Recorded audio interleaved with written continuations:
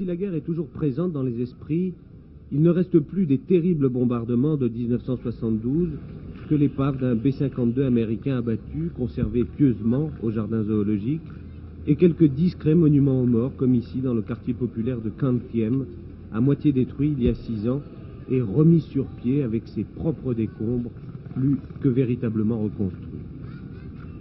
Symbole de cet effort patient et têtu, à quelques mètres du mausolée où repose le corps embaumé de Ho Chi Minh, en semaine, comme le dimanche, ouvriers spécialisés et volontaires se relaient à la pose de nouvelles canalisations.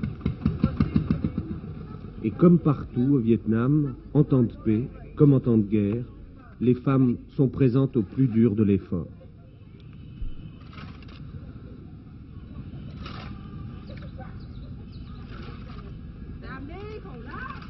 En l'absence de transport suffisant, malgré le retour des camions de la piste Chi Minh, ce sont toujours les vélos, les voitures à bras, les pousses et les charrettes qui acheminent le matériau vers les chantiers de la périphérie.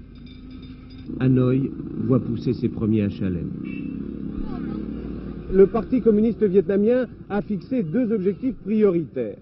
Reconstruire, consolider, développer l'économie socialiste existante au nord.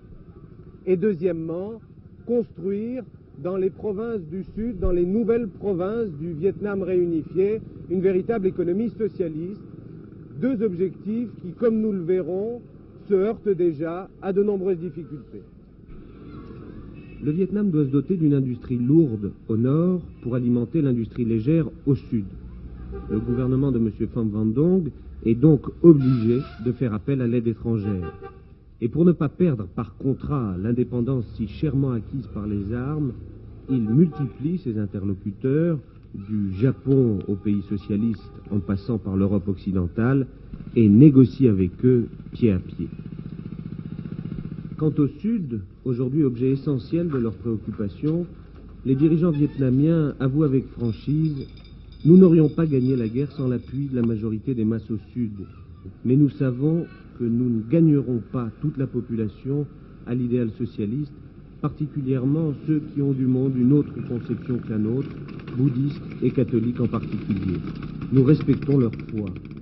Mais surtout, que l'on ne nous demande pas d'aller au suicide en donnant à ceux qui nous ont combattus, aux côtés des Américains, les moyens de nous combattre à nouveau.